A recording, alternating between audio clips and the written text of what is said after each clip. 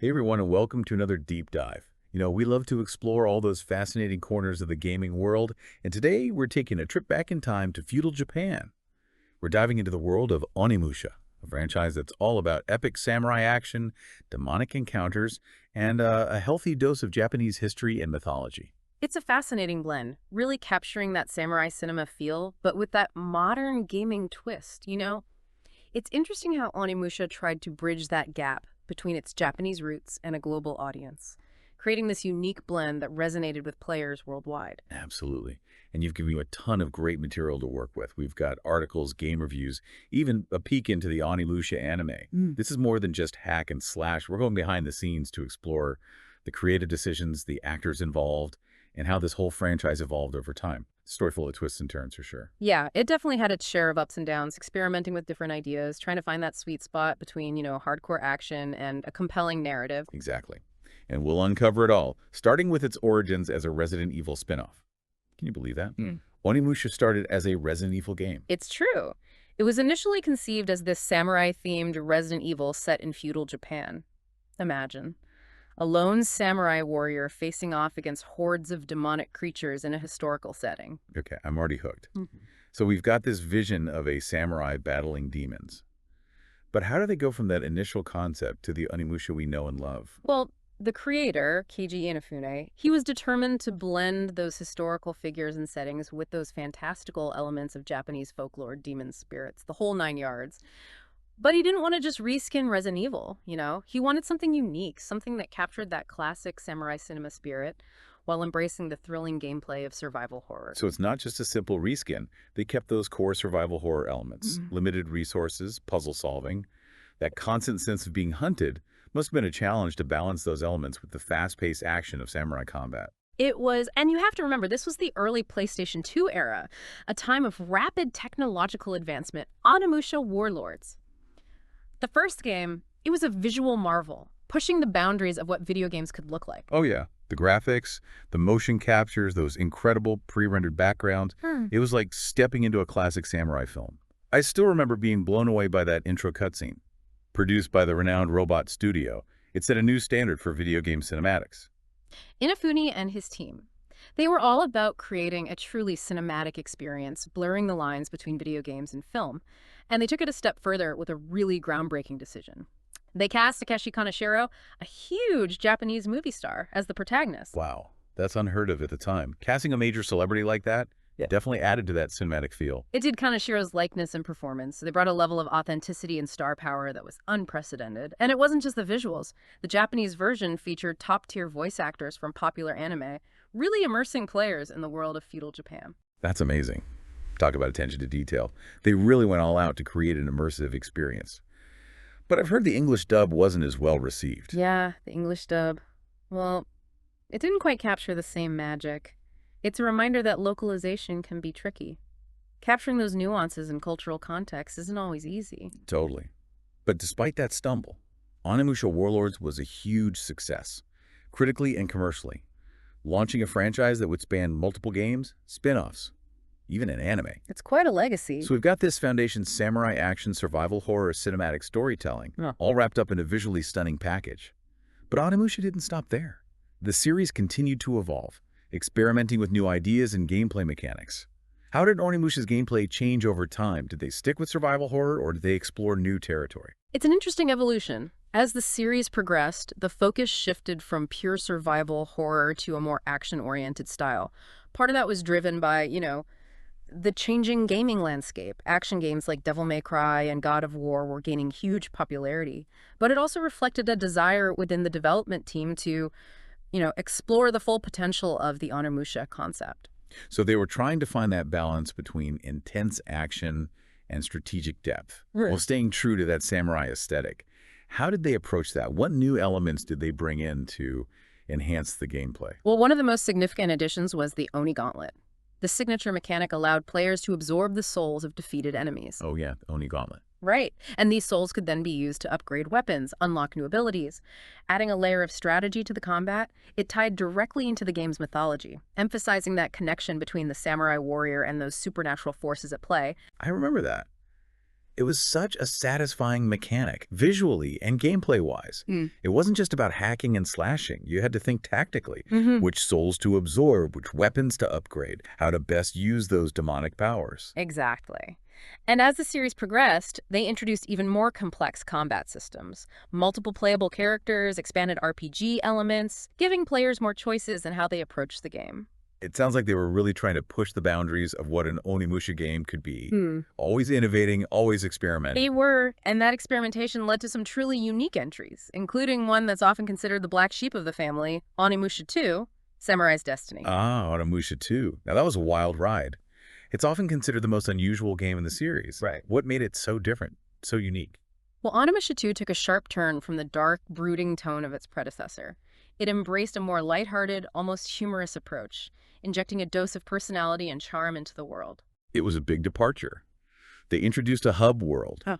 a cast of colorful companions with branching storylines, even a gift-giving mechanic. It was ambitious, but But it also felt like a departure from what made Onimusha unique. The core mechanics were kind of sidelined, the level design became a bit repetitive, and the overall experience felt a bit disjointed. like they were trying to do too much at once and lost focus along the way. Exactly. It's a classic example of a game trying to do too much, losing its focus in the process. But hey, gotta admire their willingness to experiment, to push those boundaries, even if it didn't always work out perfectly. Yeah. So we've got the origins of the franchise, that visually stunning debut on the PS2, and the wild experimentation of Onimusha 2. Yeah. Where do we go from here? What new challenges and triumphs awaited our demon-slaying samurai? Next, we'll journey through the realm of spin-offs, exploring the highs and lows of Onimusha Tactics and Blade Warriors. Then we'll dive into the ambitious time-traveling adventure of Onimusha 3 and the attempted revitalization of the franchise with Dawn of Dreams. This is shaping up to be one epic deep dive. Buckle up, everyone, because things are about to get really interesting. Now let's step into the world of Onimusha spin-offs. Those games that tried to, branch out from that core samurai action formula. Yeah, spin-offs are a gamble. Sometimes they expand the universe in exciting ways, and sometimes, Well, let's just say they miss the mark. Where do Onimusha's spin-offs land on that spectrum? Well, let's start with Onimusha Tactics, a tactical RPG that tried to bring that strategic depth you see in games like Final Fantasy Tactics to the Onimusha world. On paper, it sounds like a perfect fit. You've got grid-based combat, character customization, outsmarting your opponents, all that good stuff. Yeah, I remember being intrigued by the idea of commanding a squad of samurai warriors. Yeah. Using their unique abilities to defeat those demonic hordes. It had a lot of potential. Did it live up to it? Did it capture that strategic depth that makes tactical RPGs so addictive? It kind of fell short, you know? It was a decent tactical RPG, don't get me wrong, but it lacked the complexity of those genre-defining games. Right. Like they were trying to make it more accessible to a wider audience, Mhm. maybe sacrificing some depth in the process. Yeah, exactly. They removed some core mechanics like permadeath, which, lowers the stakes.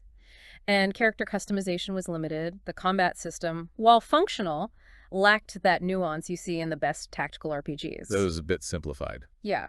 But they did try to incorporate some Onimusha elements, like soul absorption. You could absorb the souls of defeated enemies to power up your characters. Right. Trying to keep that Onimusha flavor. Exactly. And they had the Dark Realm, a special dungeon with unique challenges. But these elements felt more like nods to the main series rather than fully integrated features. Like they were trying to appease the Onimusha fans without fully committing to the tactical RPG genre. Yeah, I think that's a fair assessment. And the story, well, it had its moments but wasn't as memorable as the main games. It's that classic spin-off problem, trying to capture the essence of the original while forging its own identity. It's a tough balance to strike. So, Onimusha Tactics, a valiant effort, they're ultimately a missed opportunity. But then we have Onimusha Blade Warriors. Now, that was a head-scratcher. A multiplayer fighting game with Onimusha characters. It seems so out of place. It was definitely a departure. You have this franchise known for its deliberate combat, its focus on timing and precision, and then they make a fast-paced, combo-heavy fighting game. It was a strange choice. And the roster was so bizarre. It was like they were trying to create a Capcom All-Stars game, but forgot to invite the A-listers. Yeah, you had Strider Haryu fighting alongside Monosuke Kechi Mega Man blasting away with his Mega Buster. Even Jill Valentine from Resident Evil made an appearance. It was a weird mix, like they were trying to appeal to everyone. It felt like a marketing ploy more than anything. And the single-player campaign was practically non-existent. Just a bunch of battles strung together with a flimsy story. It was a missed opportunity to explore the lore, flesh out the characters, give players a reason to care. So we've got Onimusha Tactics, a decent but uninspired tactical RPG, and Blade Warriors, a bizarre fighting game that just didn't work. Not exactly a stellar track record for Onimusha spin-offs. Do they ever go back to what they did best? Creating those epic samurai adventures with a touch of demonic horror.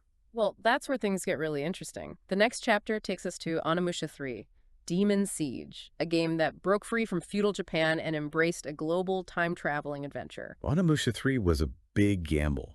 That time-traveling element, taking players from feudal Japan to modern-day Paris, that was a risky move. It was. They were aiming for blockbuster status, trying to expand their appeal beyond Japan. And they doubled down on the star power, bringing back Takeshi Kaneshiro and adding Jean Reno to the cast. It was a clash of cultures and time periods, a real spectacle. They went all in on 3D environments and a dynamic camera. Moving away from those fixed camera angles of the earlier games, it was visually impressive, showcasing the power of the PlayStation 2. And they finally ditched those tank controls. Moving to a more fluid, action-oriented control scheme, it felt more modern, more dynamic. Yeah. Onimusha 3 felt like a true evolution of the franchise, blending classic elements with modern sensibilities. But it wasn't without its quirks.